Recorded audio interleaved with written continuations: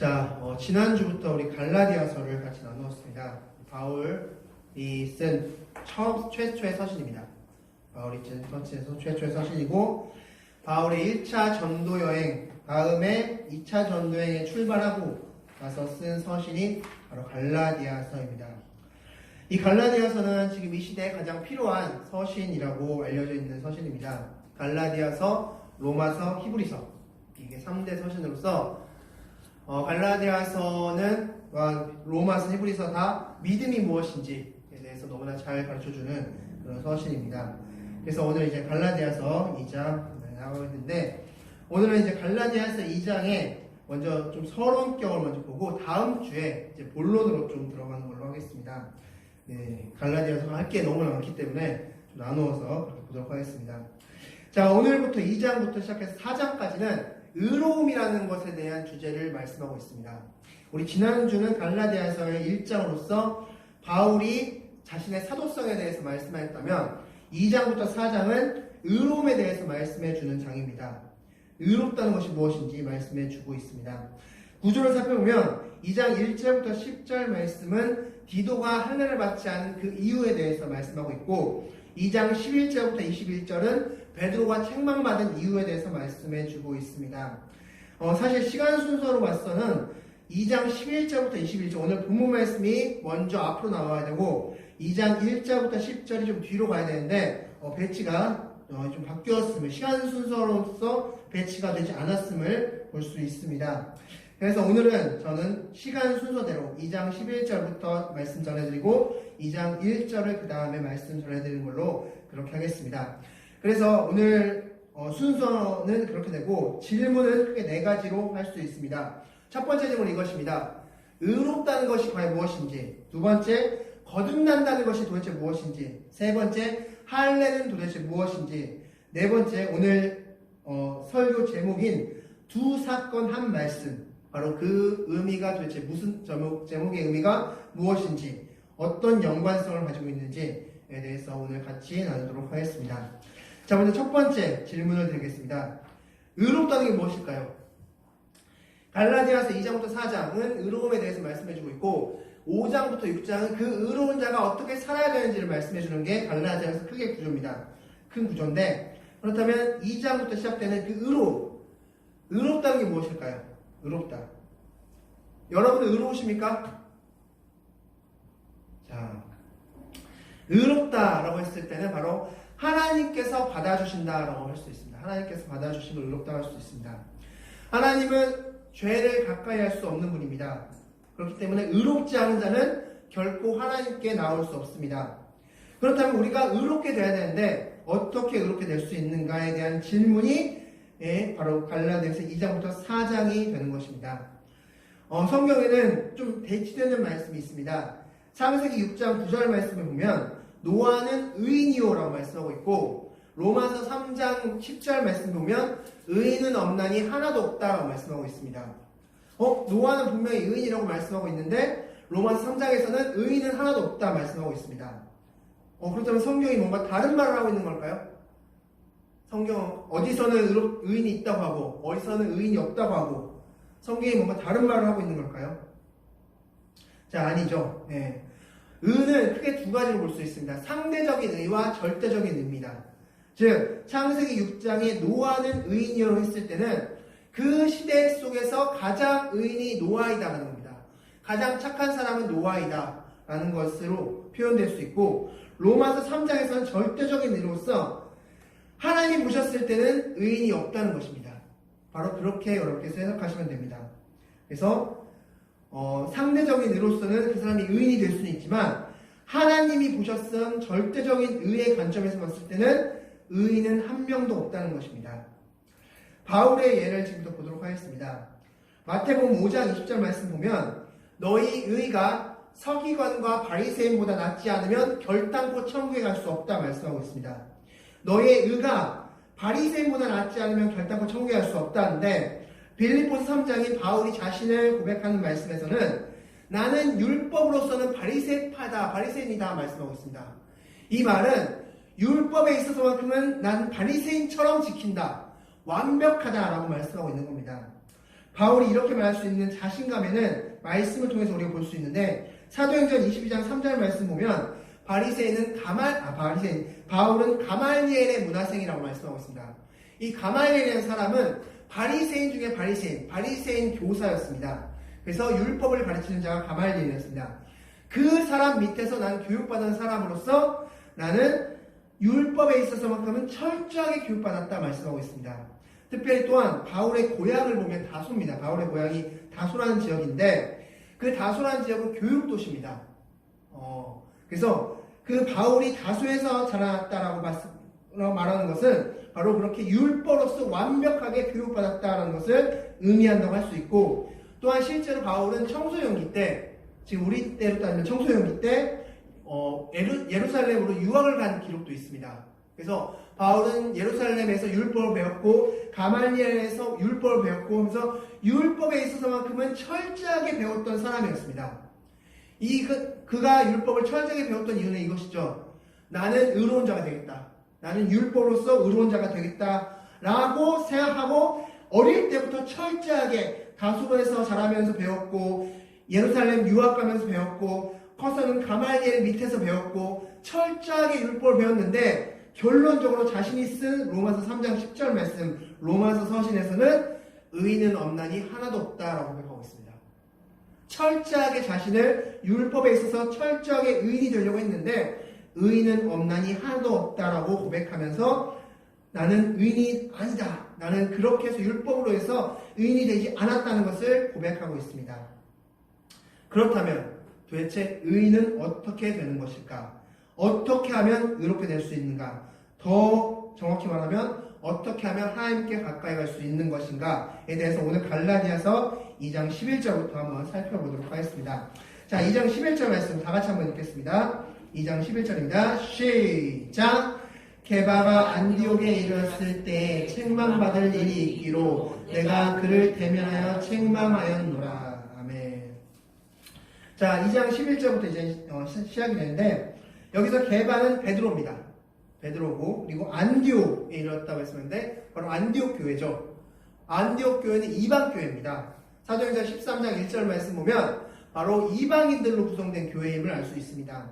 그 안디옥 교회 게바가 예루살렘에 있다가 그렇게 안디옥으로 쭉 올라가서 지금 안디옥 교회를 방문한 것입니다. 말씀드린 대로 이방 교회이기 때문에 이방인들이 거의 대부분이었겠죠.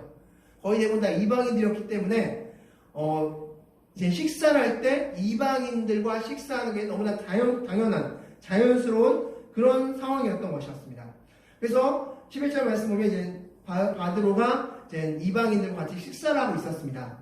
그런데 12절 말씀에 이런 말씀 있죠. 야고보에게서 온 어떤 이들이 라고 말씀하고 있어요. 야고보에게서 온 어떤 이들.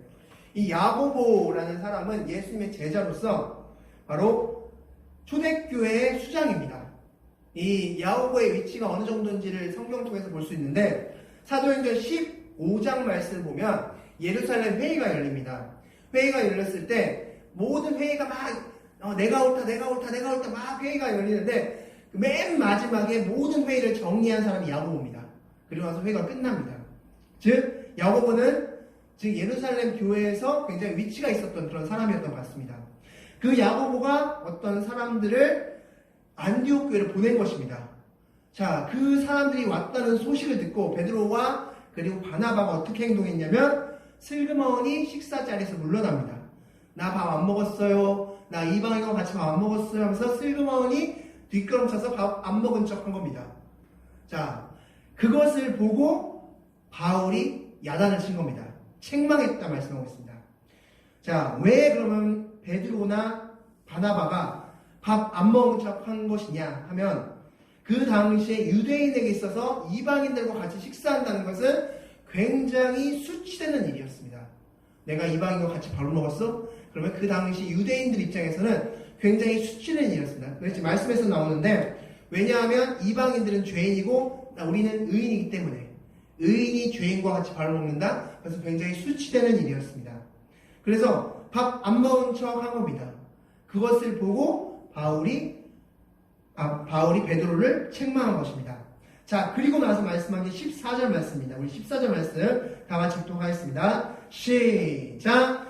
그러므로 나는 그들이 복음의 진리를 따라 바르게 행하지 아니함을 보고 모든 자 앞에서 게바에게 이르되 내가 유대인으로서 이방인을 따르고 유대인답게 살지 아니하면서 어찌하여 억지로 이방인을 유대인답게 살게 하려느냐 하였노라. 아멘. 자, 무슨 말씀입니까? 유대인들도 율법을 완벽하게 지키지 못하면서 이방인들에게 율법을 완벽하게 지키길 원하느냐? 왜 이방인들과 식사하는 걸 꺼리면서 이들을 하나님께서 구원하지 못하는 그런 자들로 취급하느냐?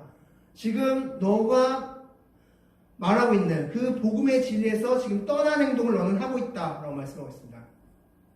자, 복음의 진리에서 떠난 행동을 하고 있다는데 여기서 복음의 진리는 무엇이냐면 행위를 통해서 의롭게 되지 않고 믿음을 통해서 의롭게 되는 것입니다. 그것이 바로 복음의 진리입니다. 즉 우리가 어떤 행위를 통해서 왜 유대인들이 우리가 자신을 의롭게 여겼냐면 율법을 우리는 지킨다는 겁니다. 그런 행위를 하니까 나는 의롭다라고 여긴 겁니다. 그런데 지금 바울이 전한 복음은 무엇입니까? 그런 행위로서 의롭게 되는 것이 아니라 예수 그리스도를 믿음을 통해서 의롭게 되는 것이다. 그리고 그 믿음은 유대인뿐만 아니라 이방인들에게도 전해줄 수 있는 것이다. 전해 주셨다. 하나님께서 이미 그것을 지금 말했었는데 그동안 이 안디옥 교회에서 근데 그것을 전하고 그것을 말했던 베드로와 바나바가 행동은 다르게 한다는 것이죠. 밥을 안 먹은 척하면서 슬쩍 이방인들을 피하고 있다는 것이죠. 그래서 바울이 14절 말씀에서 모든 자 앞에서 그 베드로를 막 책망했던 것입니다. 막 베드로를 따로 불러서 책망한 것이 아니라 모든 사람들이 보는 앞에서 막 베드로를 책망했습니다. 왜요?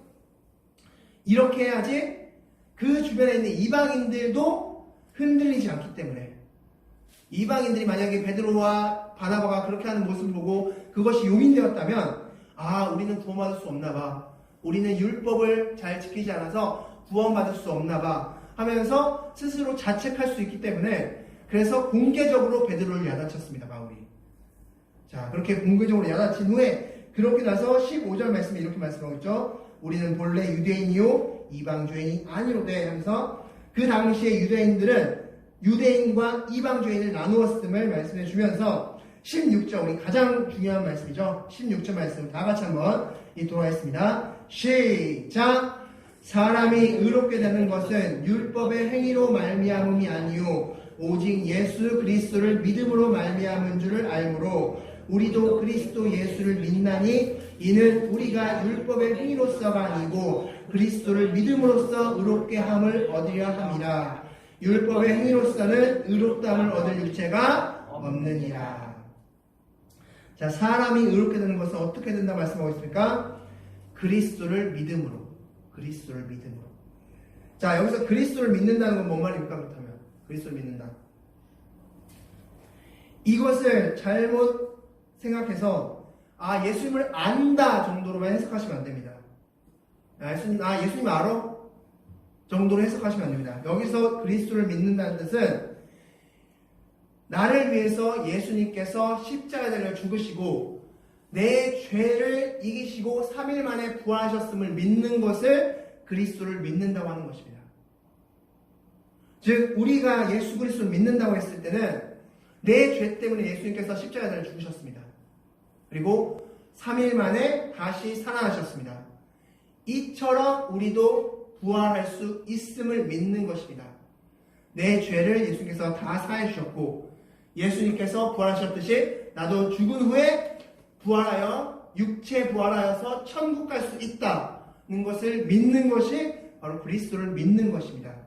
단순히 예수님 알아, 예수님에 대한 지식이 있어 이게 아니라 예수님이 그렇게 행하셨음을 내가 믿습니다.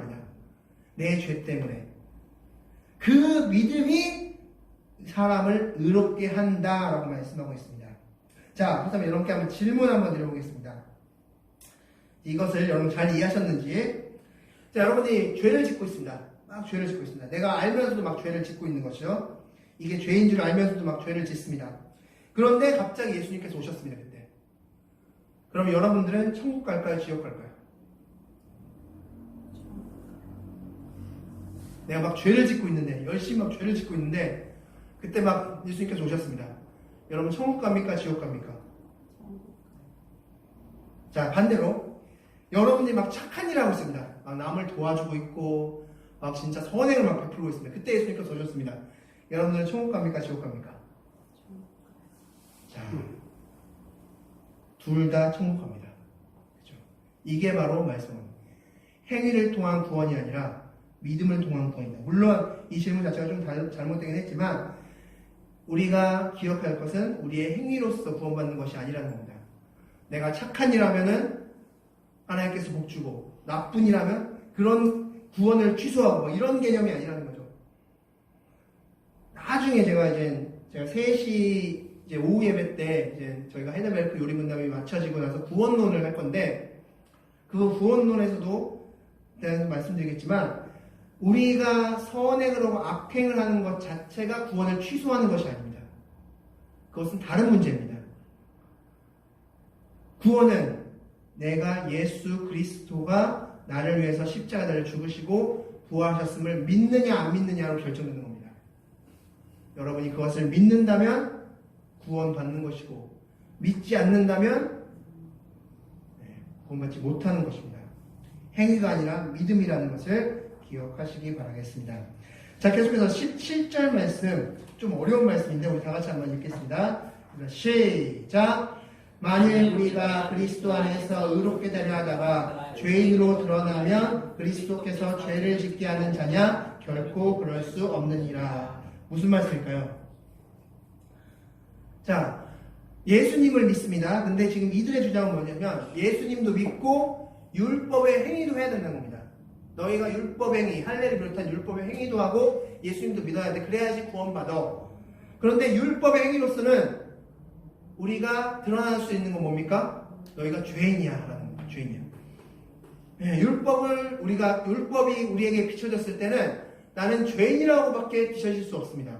그러면 예수님은 그 죄를 짓게 도와주는 분일 뿐이냐? 즉 다른 말로 말하면 예수님의 죽음은 아무 의미 없는 것이냐? 라는 질문입니다. 결코 아니다 라고 말씀하는 거죠. 18절 말씀에 내가 헐었던 것을 다시 세우면 내가 나를 범통한 자로 만드는 것이라. 그래서 나는 진리를 말한다 말씀하고 있고 19절 말씀에 다시 한번 율법에 대해서 율법이 구원을 주는 것이 아니라 바로 예수 그리스도를 믿음을 통해서 구원받는다 라고 말씀하면서 20절 말씀, 우리 너무나 유명한 말씀이죠. 우리 다 같이 한번 20절 말씀 읽겠습니다. 시작! 내가 그리스도와 함께 십자가에 못 박혔나니 그런즉 이제는 내가 사는 것이 아니요 오직 내 안에 그리스도께서 사시는 것이라. 이제 내가 육체 가운데 사는 것은 나를 사랑하사 나를 위하여 자기 자신을 버리신 하나님의 아들을 믿는 믿음 안에서 사는 것이라. 아멘. 자, 그래서 중요한 것은 이제는 내가 사는 것이 아니요 오직 내 안에 그리스도께서 사시는 것이라 말씀하고 있습니다. 한마디로 뭘까 이게? 이 말이. 이제는 내가 사는 것이 아니요 그리스도께서 사시는 것이라. 한마디로 거듭남이죠.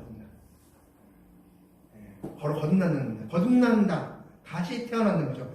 육체로서 이제 살았는데 그동안은 이제는 육체로서 사는 것이 아니라 하나님의 은혜로서 하나님의 말씀으로서 그리스도의 은혜로서 살아가는 것, 다시 태어나는 바로 그 거듭남을 말씀해주고 있습니다.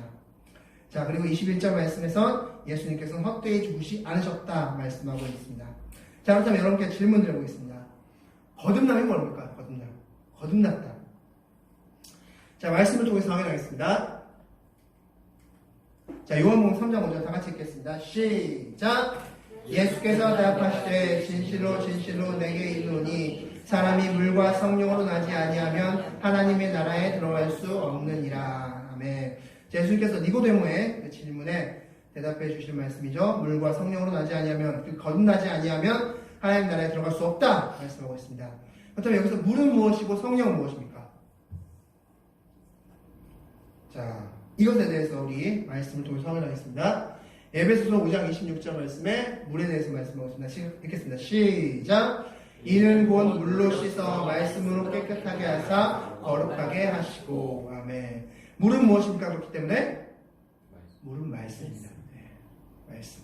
저는 성령은 어떤 역할을 하셨는지 성령에 대해서 요한복음 16장 13절 다 같이 읽겠습니다. 시작. 그러나 진리의 성령이 오시면 그가 너희를 모든 진리 가운데로 인도하시리니 그가 스스로 말하지 않고 오직 들은 것을 말하며 장래인을 너희에게 알리시리라. 아멘. 성령님이 왜 오셨습니까? 장래일을 하여. 자, 네, 그렇죠. 성령님이 오신 이유는 너무나 쉽습니다. 여러분 이거는 꼭 머릿속에 기억하시기 바랍니다.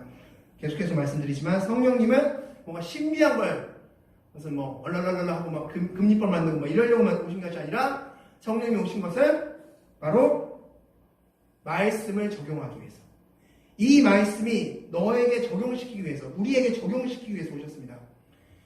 예수님이 십자가에 달려 죽으셨어. 그것을 믿게 하기 위해서, 그것을 이 말씀의 주인공이 너야 라는 것을 가르쳐주기 위해서 성령님이 오신 겁니다. 물과 성령으로 나지 않는다. 말씀과 그 말씀을 적용시키는 성령님이 계시지 않으면 우리는 거듭날 수 없다 말씀하고 있는 겁니다. 그리고 거듭나지 못하면 하나님 나라에 들어갈 수 없다 말씀하고 있습니다. 자, 로마서 5장 18절 말씀 다 같이 읽겠습니다. 다 같이 읽겠습니다. 시작. 그런즉 한 범죄로 많은 사람이 정죄의 이름으로 같이 한 의로운 행위로 말미암아 많은 사람이 의롭다 하심을 받아 생명에 이르렀느니라. 아멘. 즉 거듭나야지 의롭게 된다. 예수 그리스도로 말미암아, 예수 그리스도에게서 행하신 일이 적혀있는 성령 말씀, 그리고 그것을 적용시키는 성령님, 그 예수 그리스도로 말미암아 우리가 의롭게 된다, 거듭난다 말씀하고 있습니다. 그렇다면 여러분, 거듭난다는 게 뭘까요? 거듭난다. 정말 니고데모가 질문한 것처럼 다시 태어납니까? 우리 다시 어머니 뱃속으로 들어가야 됩니까? 거듭난다는 것은 쉽습니다. 그동안은 하나님의 말씀대로 사는 것이 전혀 불편하지 않았습니다. 말씀대로 살지 않는 것이 전혀 불편하지 않았는데, 하나님의 말씀이 들어가고 그 말씀이 성령님을 통해서 나에게 적용되기 시작하면서 하나님의 말씀대로 살지 않는 게 불편해지기 시작한 겁니다. 하나님의 말씀대로 살아야지만이 그게 편하고 그게 행복하고 그게 너무나 좋은 겁니다. 그게 바로 거듭난 삶입니다. 물론 거듭났다고 해서 죄를 안 짓는 건 아닙니다. 그런데 마치 이것입니다. 불편한 옷을 입고 있는, 꽉 끼는 옷을 입는다고 생각해 보십시오. 꽉 끼는 신발을 신는다고 생각해 보십시오. 그러면 한 번 정도는 입을 수 있고 1시간 정도는 입을 수 있습니다. 그런데 평생 입을 수는 없습니다. 빨리 벗어야 됩니다. 그것이 바로 거듭납니다. 그동안은 거짓말하고 뭐 남을 미워하고 이런 것들이 너무나 편했습니다. 그게 너무나 당연했습니다. 근데 거듭났다고 했을 때는 그것이 불편하기 시작합니다. 아, 이러면 안 되는데, 아, 이건 아닌데, 아, 이거는 하나님의 말씀과 어긋난데. 그전에는 아무 생각이 없었습니다. 이게 맞고 이게 올바르고 이렇게 하는 게 사람이 원래 다 이래, 사람은 원래 다 이래 라고 생각하면서 살아왔습니다. 사람 뭐 거짓말할 수도 있지 뭐, 너무 미워할 수도 있지 뭐, 어쩌겠어. 근데 말씀이 들어가고 성령님이 역사하시기 시작하면서, 거듭나기 시작하면서 그것이 점점 불편해지기 시작하는 겁니다. 그게 바로 거듭납니다. 그리고 그것을 성경은 의로운 자다라고 말씀하고 있습니다. 즉 물과 성령으로, 말씀과 성령으로 나지 아니하면 결단코 천국에 들어갈 수 없다. 왜냐? 하나님 말씀대로 살지 않고, 즉 그 마음, 그것을 믿음 자체가 안 생길 텐데 어떻게 천국에 들어가겠습니까? 그거는 불가능한 겁니다. 그래서 예수님께서도 그렇게 말씀하신 겁니다. 즉 우리는 거듭나야 됩니다. 말씀과 성령. 그렇기 때문에 매일마다 이렇게 해서 말씀과 읽으시고 기도하시면서 그렇게 사시면서 점점 말씀대로 사는 삶. 그것이 이제 갈라디아서 5장 6장에 나오는 그런 말씀입니다. 이제 갈라디아서 후반부에 나오는데 바로 그런 삶을 살아가신 여러분들이 되시기 바라겠습니다. 자, 갈라디아서 이제 1절부터 다시 한번 두 번째 이야기를 빠르게 나가도록 하겠습니다. 2장 1절 다 같이 읽겠습니다. 시작! 14년 후에 내가 바나바와 함께 디도를 데리고 다시 예루살렘에 올라갔나니. 아멘. 자, 그래서 14년 후라고 말씀하고 있는데, 성경에서는 바울은 총 4번에 걸쳐서 예루살렘에 올라간 것으로 되어 있습니다. 성경 기록에 의하면. 그 중에서 3번째 방문이 바로 지금 14년 후인데, 사도행전 15장 앞서 말씀드린 대로 예루살렘 회의 때가 바로 이때입니다.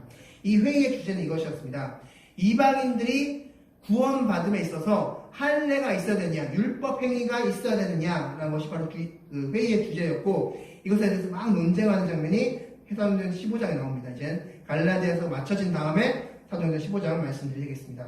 자, 그때 이제 누구를 데리고 왔냐면 디도를 데리고 왔다 말씀하죠. 디도. 이 디도는 디도서의 주인공입니다. 디도서에 기록된 주인공으로서 목회자입니다. 나중에 후에 목회자가 되는데 이 디도를 데리고 예루살렘에 올라갔는데, 자, 2절 말씀이 이렇게 말씀하겠죠. 계시를 따라 올라가 내가 이방 가운데서 전파하는 복음을 그들에게 제시하되 유력한 자들에게서 사사로이 한 것은, 여기서 유력한 자들은 지도자들, 그 당시에 종교 지도자들을 말하고 있고, 사사로이 했다라고 말씀하는 것은 그 전처럼 행했다 말씀하고 있습니다. 내가 그 종교 지도자들에게 또 그전 했던 것처럼 똑같이 하는 것은 내가 그전에 한 일이 헛되지 않은 것을 말하기 위함이다 말씀하고 있는 겁니다. 자, 그리고 나서 3절 말씀에 우리 3절 말씀 다 같이 한번 읽겠습니다. 자, 시작! 그러나 나와 함께 있는 헬라인 디도까지도 억지로 할례를 받게 하지 아니하였으니. 아멘. 자, 헬라인, 즉 이방인입니다. 이방인 디도까지도 억지로 할례를 받지 않겠다 말씀하셨습니다. 이제 할례 문제가 여기서 나옵니다. 할례 문제. 자, 할례가 도대체 그럼 무엇이냐를 보고 말씀 마치겠습니다. 자, 할례의 역사를 좀 보겠습니다. 창세기 15장 우리 10절 말씀 다 같이 읽겠습니다. 일단 시작! 아브라함이 그 모든 것을 가져다가 그 중간을 쪼개고 그 쪼갠 것을 마주대하여 놓고 그 세우는 쪼개지 아니하였으며. 아멘. 자, 지금 아브라함이 하나님과 언약을 맺는 겁니다. 언약을 맺는 장면인데 중간을 쪼개다. 이 짐승의 중간을 쪼개서 이렇게 놓습니다. 피가 막 흐르겠죠? 피가 막 흐르고 그래서 이렇게 마주 보듯이 놓고, 자, 그렇게 해서 그 당시에 어떤 그 조약 약속이 있었냐면 그 쪼개진 짐승 사이를 그 약속 당사자 2명이 지나갑니다. 어떤 의미냐? 약속을 지키지 않으면 내가 이 짐승이 쪼개진 것처럼 죽겠다. 죽음도 불사하겠다. 이런 약속을 하는 겁니다. 이걸 가리켜서 종주권 조약이라고 합니다. 종주권 조약. 자, 이렇게 해서 그래서 창세기 15장 10절 말씀에 아브라함과 하나님과 종주권 조약을 맺습니다. 자, 그때 약속이 뭐냐면 하나님은 창세기 15장 5절 말씀에서 너의 자손을 별처럼 모래처럼 많게 해주겠다가 약속이었습니다. 너의 자손을 그렇게 많게 해주겠다. 그 당시 아브라함은 자녀 한 명도 없었습니다. 별처럼 모래처럼 많게 해주겠다가 약속이었고, 자, 6절 말씀에서 아브라함은 어떤 약속을 했냐면 내가 그것을 믿겠습니다. 내가 하나님 말씀 믿겠습니다. 그래서 그것을 의로 여겼다 말씀하고 있죠. 믿겠습니다. 그것이 이제 약속이었습니다. 하나님은 자손 많게 해줄게. 아브라함은 그걸 믿을게요. 자, 그런데 10년이 지났습니다. 10년 후에 이렇게 아브라함이 이렇게 했습니다. 16절 4절 다 같이 읽겠습니다. 시작! 아브라함이 하갈과 동침하였더니 하갈이 임신함에 그가 자기의 임신함을 알고 그의 여주인을 멸시한지라. 자, 어떻게 했습니까? 아브라함이 약속을 어겼습니다. 자녀를 하나님이 해주겠다 말씀하셨는데 아브라함이 자기가 그 자신의 부인의 여종을 데려가다가 그래서 동침해서 임신시켰습니다. 그래서 자기가 스스로 자녀를 만들려고 했습니다. 그러니까 즉 하나님을 믿지 않았던 것이죠. 약속을 깼습니다. 자, 그러면 어떻게 됐습니까? 아브라함이 어떻게 해야 됐습니까? 그 다음은 아브라함은 죽었어야 됐죠. 왜냐하면 종주권적으로 했으니까 지금 이렇게 내가 죽겠다고 약속을 했으니까. 자, 그런데 아브라함이 죽었습니까? 성경에서? 안 죽었죠. 그 대신에 이런 걸 했습니다. 자, 말씀 보겠습니다. 자, 17장 11절 말씀 다 같이 읽겠습니다. 시작! 너희는 표피를 베어라. 이것이 나와 너희 사이의 언약의 표징이니라. 바로 할례를 행했습니다.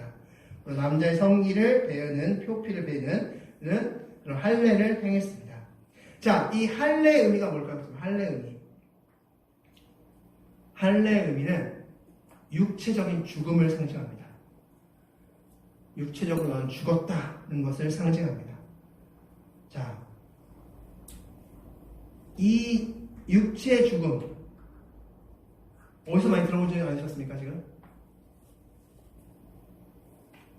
방금 전에 말씀드렸던 거듭남과 할례와 동일한 겁니다. 거듭남도 육체의 죽음으로써 이제는 내가 산 것이 아니라 내 안에 그리스도께서 하신 것이라 육체가 이제 죽고 그리스도의 삶으로서 거듭나게 사는 겁니다. 할례도 이제는 육체가 죽고 이제는 하나님의 의로 하나님의 생명을 하나님의 약속으로서 산다는 것입니다. 그래서 표피를 베는 것입니다. 그것이 이제 자손 생산에 있어서 하나님의 약속을 믿겠습니다는 의미로서 이제 표피를 베는 할례를 한 겁니다. 즉 거듭남과 할례는 동일한 의미입니다. 똑같은 의미를 말해주고 있습니다. 자, 할례가 무엇인지 말씀에서 더 정확히 보여줍니다. 자, 골로새서 2장 11절 말씀 다 같이 읽겠습니다. 시작. 또 그 안에서 너희가 손으로 하지 아니한 할례를 받았으니 곧 육의 몸을 벗는 것이요 그리스도의 할례니라. 네. 그리스도의 할례니라 뭔 말일까요? 할례는 뭐라고 말씀드렸습니까? 죽음. 네, 죽음이죠. 그러니까 그리스도의 할례니라 뭔 말씀입니까? 예수의 죽음. 그 죽음을 말씀해줬고 그 할례를 받아야지만이 너희가 거듭나고 너희가 의롭게 될 수 있다 말씀하는 겁니다. 즉 예수님이 나를 위해서 십자가를 죽으시고 예수님이 그러셨던 것처럼 나도 죽음 후에 육체적 죽음 후에 하나님께 간다는 것을 믿는 것, 그것이 바로 거듭남이고 그것이 의롭게 되는 것이고 그것이 할례이다 말씀하는 겁니다. 자, 그래서 이제 갈라디아서 2장 9절 말씀에 보면 이런 말씀을 막 전했더니만 마지막에 친교의 악수를 했다 말씀하고 있는데, 즉 그 당시에 깨어졌던 이 복음을 알았던 그 사람들의 지식과 베드로나 이런 야고보나 이런 사람들의 지식과 바울이 전한 그 복음이 맞아떨어졌다, 즉 인정했다라는 말씀으로서 이제 이 말씀을 마칩니다. 여기서 이제 할례는 바로 거듭남과 동일하다는 것을 기억하시기 바라겠습니다. 자, 즉 할례는 거듭남입니다. 할례는 거듭남이고 거듭남은 할례입니다. 그렇기 때문에 우리는 할례를 받을 필요가 있을까 없을까요? 자, 왜 안 받아야 될까요? 이미 우리 예수 그리스도를 통해서 거듭남이라는 길을 주셨기 때문에. 할례를 받아야 된다면 할례가 주는 또 다른 유익이 있어야 되는데 이미 거듭남으로써 모든 그 유익을 다 충족시킬 수 있기 때문에 우리가 해야 될 것은 무엇입니까? 거듭나는 겁니다. 거듭난다는 것은 이전에 살았던, 이전에 가지고 있었던 그 생각들, 사고들, 삶들을 버리고 이것이 불편하고 이것이 힘들고 이것이 맞지 않는 옷이고 맞지 않는 신발이 되어가는 것, 이것이 바로 거듭남입니다. 그렇게 사는 삶으로서 가는 것, 그것이 우리가 추구해야 될 것이고 그것을 추구한다면 굳이 할례는 받을 필요 없다는 것이죠. 그래서 바울이 디도는 할례를 시키지 않았다는 것입니다. 우리가 중요한 것은 바로 나는 예수 그리스도가 내 죄를 위해서 십자가를 죽으시고 다시 부활하셨음을 정말 믿고 있느냐, 이 질문 앞에 우리는 서야 될 줄 믿습니다. 그리고 그것을 믿을 때 바울이 갈라디아에서 말씀하고 있는 것처럼 자유가 있다 말씀하고 있습니다. 자유가 있다. 그래서 제가 다음 주에는 이것까지 제가 말씀드리면 너무 시간이 오래 걸려서 다음 주에 갈라디아서 2장 2탄을 한번 말씀드리고 하겠습니다. 그래서 도대체 자유가 무엇이냐? 우리가 하나님 믿음에도 불구하고 자유롭지 못하게 믿을 때가 있습니다. 뭔가 자유롭지 못하게 믿을 때가 있는데 성경은 그리스도를 믿으면 자유하다 말씀하고 있습니다. 그래서 갈라디아서의 별명이 있습니다. 갈라디아서는 자유의 대헌장이라는 별명이 있습니다. 갈라디아서의 별명입니다. 자유가 무엇인지를 너무나 잘 가르쳐주는 서신서 갈라디아서다 말씀하고 있는 겁니다. 그래서 그걸 다음 주에 그리스도의 자유에 대해서 다시 한번 다음 주에 말씀드리도록 하겠습니다. 말씀 맺겠습니다. 오늘 말씀의 결론은 이것입니다. 내 힘으로 의롭게 되는 것이 아니라 예수 그리스도를 말미암아 의롭게 된다는 것입니다. 그리고 그것이 구약 시대에는 할례였고 신약 시대에는 예수님을 믿음을 통한 의롭게 되는 것이었습니다. 물과 성령으로 거듭나는 것, 즉 말씀과 성령으로 거듭나는 것이었습니다. 우리가 지금 가야 될 것은 바로 이것이죠. 말씀과 성령으로 거듭나는 것. 그래서 여러분께서 매일마다 말씀과 성령으로 기도로서 매일마다 하면서 거듭나는 삶, 그리고 거듭나는 자의 삶을 살아가시는 그런 여러분들이 되시기 바라겠습니다. 아멘. 기도하겠습니다. 이제 나와 잘